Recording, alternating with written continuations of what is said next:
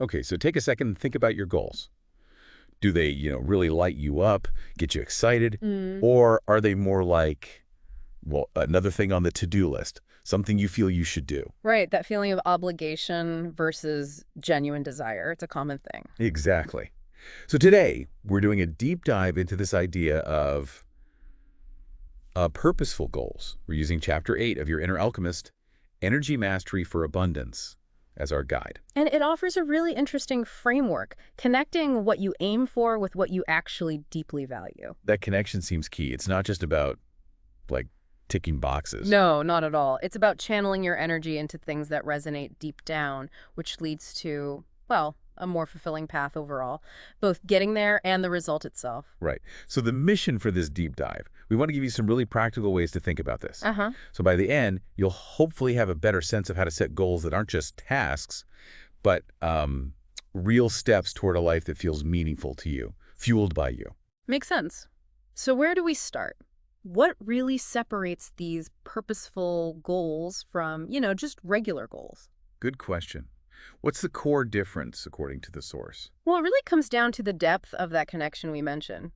Regular goals might be things you think are, say, sensible, or things you feel obligated to do. Okay.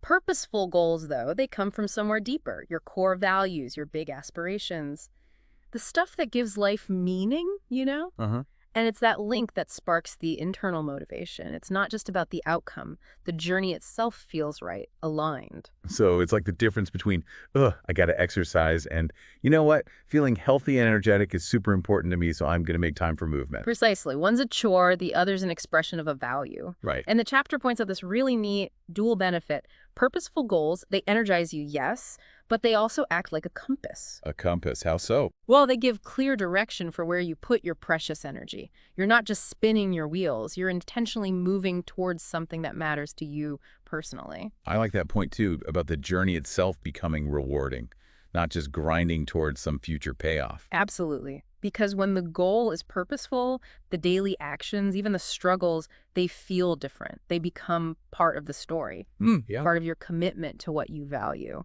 And that builds resilience, focus. It helps you handle the tough spots. It sounds like it helps avoid that feeling of overwhelm, too, if you know the why. Exactly. Understanding the why makes the what and the how much clearer, less daunting, more like an aha moment. Okay, that makes a lot of sense. So we get the why. How do we actually set these kinds of goals?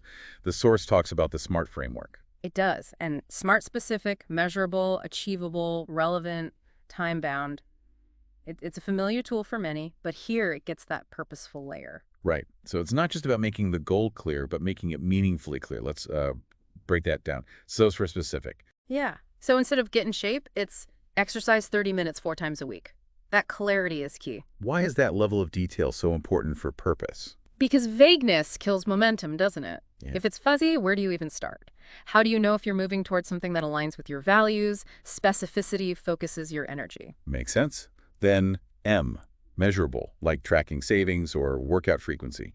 How does measuring help with fulfillment? Seeing progress, even small steps, is huge for motivation. It's tangible proof that your effort, linked to your values, is actually making a difference. It builds confidence. Okay. And A, achievable. The chapter talks about finding that sweet spot between challenging and realistic. Right, because if it feels totally impossible, you'll just get discouraged, right? Which defeats the whole purpose. Yeah. Achievable goals build momentum. Each little win makes you feel more capable, more energized to keep going. Now, are irrelevant. This feels like the absolute core of purposeful goals, aligning with your values, your bigger picture. Absolutely critical. This is where the intrinsic motivation really lives or dies. You could have a perfectly specific, measurable, achievable, time-bound goal, but if it's not relevant to what truly matters to you deep down, it'll feel like a grind. You'll likely ditch it when things get tough. So, like that example, chasing a promotion just for money, when your real value is creativity and the job is all admin. Exactly. You might achieve the goal, but feel empty. Relevance anchors it to your why. And finally, time-bound, setting deadlines. How does that fit with purpose? It provides structure, sure, urgency, But it also creates natural points for reflection. Oh, You hit a deadline or approach one and you pause. Is this still aligned? Is this path still meaningful? It keeps the purpose in focus. love the example they gave. Learn a new skill becomes spend 15 minutes a day practicing basic Spanish for 3 months for conversational fluency. So much clearer, so much more motivating. Totally. You can see the path. Okay, so that's less smart through a purposeful lens. What about the practical steps the chapter suggests for actually setting them? All right, the how-to. First step is foundational. Reflection. Yes. Taking time to really dig into your core values, what truly matters, what's your long-term vision. Purposeful goals grow from that understanding. They even suggest an exercise. Mm-hmm. Write down maybe 5 key values. Mm-hmm. Health, connection, creativity, whatever they are for you. And then ask, how can my goals serve these values? It guides the whole process. Then comes visualization. Now, I know this sometimes sounds a bit out there. Yeah, it can. But the way it's framed here is very practical. It's about mental rehearsal. Mental rehearsal. Yeah, you don't just picture the end result. You visualize the steps, the potential bumps in the road, how you'll overcome them, and that feeling of success, engaging all the senses. Creating a mental blueprint almost. Exactly. And doing that regularly, even just a few minutes a day like the exercise suggests, builds motivation and resilience. You've kind of been there mentally. Okay, I can see that. Step 3 feels super practical. Breaking big goals down. Oh, essential. Big goals can be paralyzing. Breaking them into smaller, manageable steps, daily tasks, weekly targets, makes them feel doable, creates momentum. Each little check mark feels good.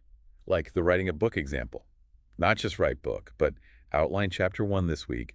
Write 500 words today. Precisely. Turns the mountain into climbable hills. Next up, setting checkpoints for reflection and adjustment. This acknowledges that things change, right? We change. So important. Goals aren't set in stone. Life throws curveballs. Our priorities might shift slightly. So having regular check-ins, maybe monthly, like the source suggests, lets you ask, is it still right for me? Is it still aligned with my values? And it's a chance to celebrate progress, too. Or tweak the plan if needed. Exactly. It's about being flexible and responsive, keeping the goal meaningful now. Makes sense. The final practical step is about accountability. Using others to help stay motivated. Yeah, the power of sharing your intentions. Knowing someone else, a partner, mentor, or group, knows your goal and might ask about it. It adds a layer of commitment. It provides encouragement, too, and feedback. Definitely. Finding someone supportive and having those regular check-ins, like the exercise suggests, can make a real difference, especially when your own motivation dips. Okay, so those are the core steps. But the chapter also touches on some, let's say, less conventional techniques. Yeah, some interesting tools to kind of amplify your efforts. First one is affirmations. Repeating positive statements like, I am committed to my growth, or I am capable. How does that work? It's about consciously reinforcing your commitment, focusing your mind on positive outcomes. You're essentially training your brain, building a more resilient mindset against doubt or challenges. And then body language. Yeah. Using posture to feel more confident. Right, the mind-body connection. Adopting confident posture, standing tall, shoulders relaxed, especially when visualizing or facing a task, can actually help you feel more capable and determined. Your body signals confidence to your brain. Sort of, yeah. It reinforces that state internally. Interesting. And then essential oils. Rosemary, peppermint, citrus. The idea here is that the aromatic compounds can interact with the brain, potentially boosting things like mental clarity, focus, energy. So like diffusing them while you work or study? Exactly. Or just taking a quick sniff before you tackle something. A simple sensory boost for motivation. Okay. And the last one was the goal mapping playlist. Sounds intriguing. It's basically a structured way to pull everything together, a step-by-step plan. How does it work? You define the goal clearly specific, values aligned, break down all the steps needed in order. Set a timeline, short-term and long-term. Then, and this is key, list potential challenges and brainstorm solutions in advance. And finally, create a reward system for hitting milestones. Rewards. That feels important for keeping it fun and motivating. Absolutely. Acknowledging the effort along the way keeps that positive momentum going. So, wow, okay. Bringing this all together, this deep dive really shows that purposeful goals are powerful. They give direction, sure, but also that deep internal motivation. Because they're tied to your values, yeah. And we've looked at lots of tools. SMART, reflection, visualization, breaking things down, accountability. Plus those other techniques, affirmations, body language, even essential oils, and that goal mapping structure. Lots to draw on. Definitely a whole toolkit there for you to explore. Exactly. So maybe the final thought for you listening is this. Mm. Where in your life could applying these ideas make the biggest positive difference right now? Yeah. Your career, personal growth, relationships. What's one area where setting a truly purposeful goal using some of these techniques could really shift things for you? That might be a great place to start your own exploration.